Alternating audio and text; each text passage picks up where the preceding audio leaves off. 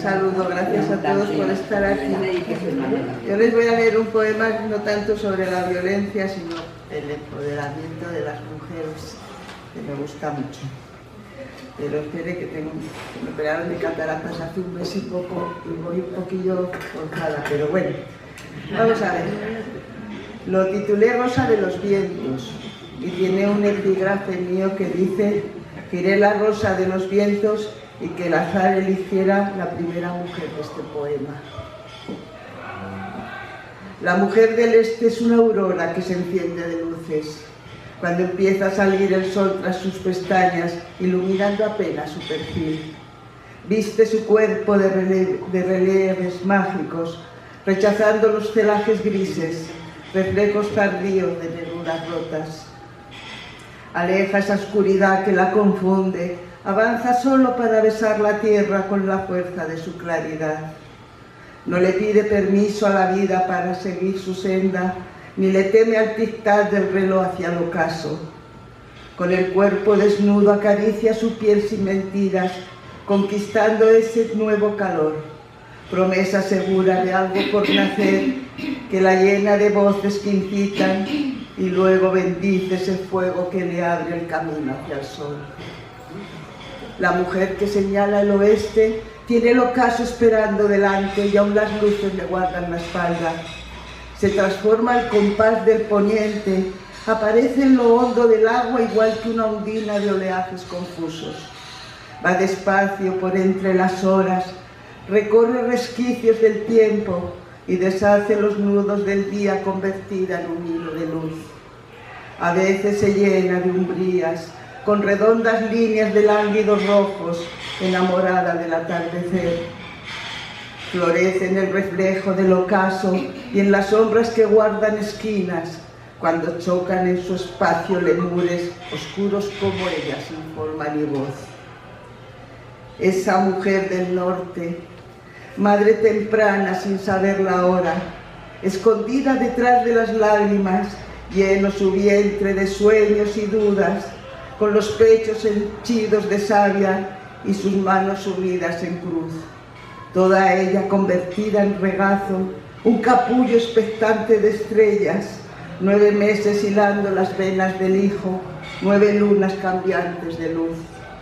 Borda sueños y teje futuros, canta nanas al viento entre dientes y se duerme arrullada en su voz. La desvelan temores inciertos, monocordes pequeños tañidos que repican muy dentro, la unen por siempre a otro corazón. Ay, mujer del sur de profundos mares y un golpear de azules en la sangre incompleta de anhelos. Como una caracola en busca de su arena, peregrina por el tiempo marcado en la esfera invisible que ilumina la flor. No tiene dueño, solo ella conoce dónde va el latir de ese pulso que golpea soberbio su piel.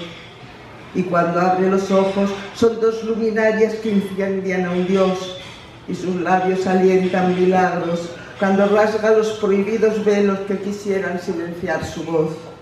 Sigue su camino, sigue tras sus sueños, por la misma huella de un viento suave, presagio cercano de la Cruz del Sur. Muchas gracias.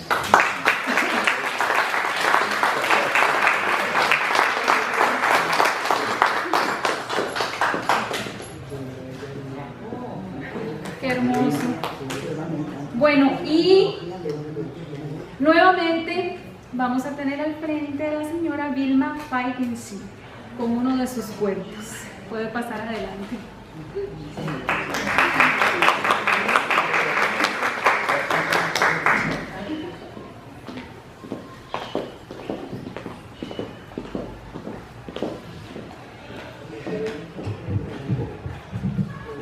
Voy a leerles hoy un cuento de uno de mis libros de cuentos que se llama Esta era yo, una niña con 2 manzanas rojas. Para los que no nos conocemos un poco, hay varios libros de cuentos que yo he escrito, especialmente muchos relacionados con la niña judía. Uno es Cuentos de la niña judía, otro es Una judía en el camino de Compostela, camino que yo hice hasta llegar a Compostela. Otro es En tierras lejanas, en esos caminos, y así otro poco más Y en este tengo varios cuentos que a mí me parecen interesantes. Lo interesante es que en la mesa que estaba ahora ahí conocí dos personas que no las conocía antes y que son también de Alajuela. Yo crecí en Alajuela hasta los 7 años, entonces tengo muchas historias que van narrando todos mis recorridos en la ciudad de Alajuela, porque uno vivía diferente. Yo vivía hasta los 7 años en Alajuela, pero recorría toda Alajuela. Yo no entiendo cómo el mundo era libre y uno andaba por todas partes. Entonces aquí esto es una parte de mi vida en Alajuela. Déjenme ver el libro con el micrófono. Me tapo la cara, público aquí. Se llama La agonía de Alajuela. ¿Qué nombre y qué recuerdos? Así fue el bar que me puso el jefe, una verdadera agonía. Mi mamá se había muerto a causa de un maleficio que le pusieron cuando yo era muy pequeña. Entonces, nunca logré entender cómo era eso de que uno vivía si cualquiera que no... Perdón. ¿Cómo era que uno vivía si cualquiera que no nos quisiera mucho nos podía eliminar con solo saber cómo poner esos embrujos? Así era el mundo en el que vivíamos, así era la vida. Ni rezando nos podíamos salvar de esas. Esto era más fuerte y poderoso que la iglesia y que todos los rezos que pudiéramos tener. Yo era valiente y no le tenía miedo a nada. Aprendí que no nos podíamos apoyar en nada de lo que nos enseñaban, ni en los rezos ni en la religión. Yo me iba a proteger de los maleficios y de los embrujos con mi propia fuerza, con una forma de encantar la realidad. Ahí era donde residían mi poder y mi sobrevivencia. Trabajaba todas las noches sirviendo guaro a un montón de borrachos que se sentaban en la barra de ese bar, el bar que me puso el jefe. Yo pensaba en aquel entonces que ahí sí lograría cambiar mi futuro, mi vida, metida entre ese montón de borrachos y sirviéndoles hasta el amanecer. Él se hacía el tonto y nunca dijo nada, ni siquiera se refirió al guaro de contrabando que yo metía, aunque él era la autoridad. Trabajaba en algo del gobierno, por eso le decíamos el jefe. Era el jefe del resguardo. Me encantaba cómo andaba vestido con su uniforme de color caqui y muy buenos modales. Lo mejor de todo fue que se enamoró de mí, así que me puso la casa y el bar en la agonía de Alajuela, empezando de esa manera a ser yo una señora, la dueña y la propietaria. Qué bien que me sentía. En el bar yo era la que mandaba, mientras le servía a todos los que me iban contando sus malestares y desventuras. Eran vidas llenas de desgracias e infelicidades, aunque no parecía que tuvieran maleficios ni embrujamientos. Ellos solo eran los responsables de sus desventuras. Entonces yo cada vez entendía menos eso de la vida. ¿Por qué tantas desgracias y tantas amarguras? ¿Por qué nunca me topé con ninguno que me contara cosas lindas y felices? Ninguno hablaba de alegrías ni de felicidades. Me enteraba de todos los enredos en los que se metían y de cómo sus vidas encontraban algo de tranquilidad o tal vez de bienestar solamente en las noches, cuando se encontraban sentados frente a mí, llenando su cuerpo de alcohol, solos, sin reproches, sin quejas y sin pretensiones. No rezaban, tampoco iban a la iglesia, nunca les habían hecho maleficios, pero no conocían la placidez. En cambio, lo único que tenían en sus vidas eran momentos de huida, siempre con ganas de huir de ese algo que los acompañaba día con día, que en el fondo ni sabían lo que era, pero siempre con ganas de huir de ese algo y ver en qué se refugiaban, y lo más fácil era el alcohol. Eso yo lo tenía muy claro. El jefe, sentado en una mesa arrinconada en una esquina, se pasaba la noche contemplándola. Qué linda era Socorro, cómo me gustaba. Si le hubiera tenido que dar algo más de mis bienes, con gusto lo hubiera hecho. Total, ella era la que me daba felicidad.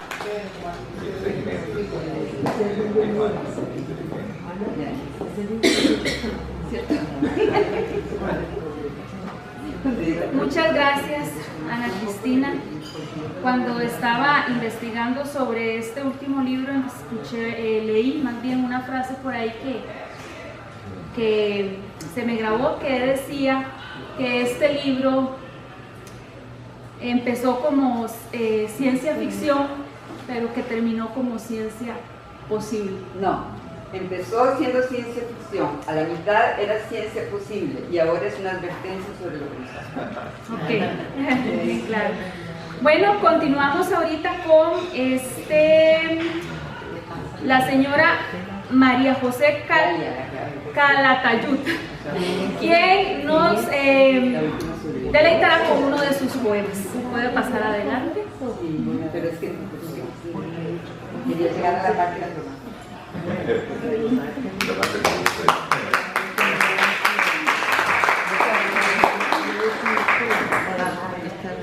Un saludo, gracias a todos por estar aquí. Yo les voy a leer un poema no tanto sobre la violencia, sino el empoderamiento de las mujeres, que me gusta mucho. Pero espere que me operaron de cataratas hace un mes y poco y voy un poquillo forzada, pero bueno, vamos a ver. Lo titulé Rosa de los vientos y tiene un epígrafe mío que dice: giré la rosa de los vientos y que el azar eligiera la primera mujer de este poema. La mujer del este es una aurora que se enciende de luces, cuando empieza a salir el sol tras sus pestañas, iluminando apenas su perfil. Viste su cuerpo de relieves mágicos, rechazando los celajes grises, reflejos tardíos de nerudas rotas. Aleja esa oscuridad que la confunde, avanza solo para besar la tierra con la fuerza de su claridad. No le pide permiso a la vida para seguir su senda, ni le teme al tic-tac del reloj hacia el ocaso. Con el cuerpo desnudo acaricia su piel sin mentiras, conquistando ese nuevo calor, promesa segura de algo por nacer, que la llena de voces que incitan, y luego bendice ese fuego que le abre el camino hacia el sol. La mujer que señala el oeste tiene el ocaso esperando delante y aún las luces le guardan la espalda. Se transforma el compás del poniente, aparece en lo hondo del agua igual que una ondina de oleajes confusos. Va despacio por entre las horas, recorre resquicios del tiempo y deshace los nudos del día convertida en un hilo de luz. A veces se llena de umbrías, con redondas líneas de lánguidos rojos, enamorada del atardecer. Florece en el reflejo del ocaso y en las sombras que guardan esquinas, cuando chocan en su espacio lemures oscuros como ella, sin forma ni voz. Esa mujer del norte, madre temprana sin saber la hora, escondida detrás de las lágrimas, lleno su vientre de sueños y dudas, con los pechos henchidos de savia y sus manos sumidas en cruz. Toda ella convertida en regazo, un capullo expectante de estrellas, 9 meses hilando las venas del hijo, 9 lunas cambiantes de luz. Borda sueños y teje futuros, canta nanas al viento entre dientes y se duerme arrullada en su voz.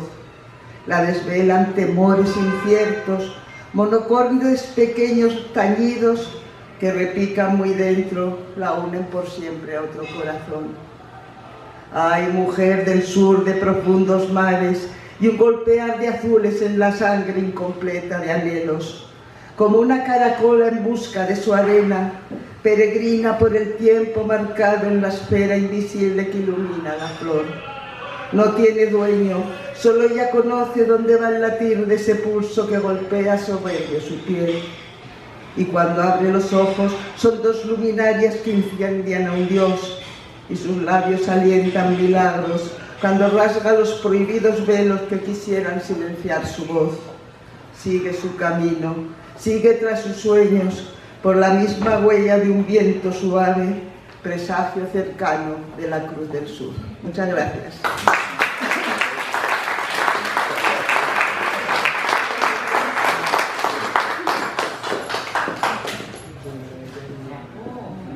Qué hermoso.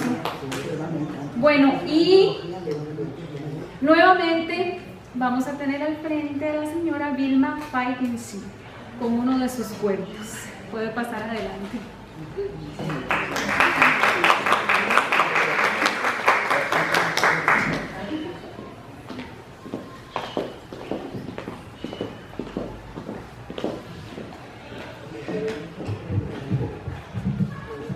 Voy a leerles hoy un cuento de uno de mis libros de cuentos que se llama Esta era yo, una niña con 2 manzanas rojas.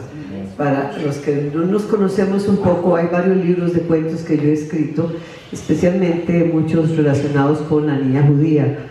Uno es Cuentos de la niña judía, otro es Una judía en el camino de Compostela, camino que yo hice hasta llegar a Compostela. Otro es En tierras lejanas, en esos caminos, y así otro poco más. Y en este tengo varios cuentos que a mí me parecen interesantes. Lo interesante es que en la mesa que estaba ahora ahí conocí 2 personas que no las conocía antes y que son también de Alajuela. Yo crecí en Alajuela hasta los 7 años, entonces tengo muchas historias que van narrando todos mis recorridos en la ciudad de Alajuela, porque uno vivía diferente. Yo vivía hasta los 7 años en Alajuela, pero recorría toda Alajuela. Yo no entiendo cómo el mundo era libre y uno andaba por todas partes. Entonces aquí esto es una parte de mi vida en Alajuela. Déjenme ver el libro con el micrófono. Me tapo la cara, público aquí.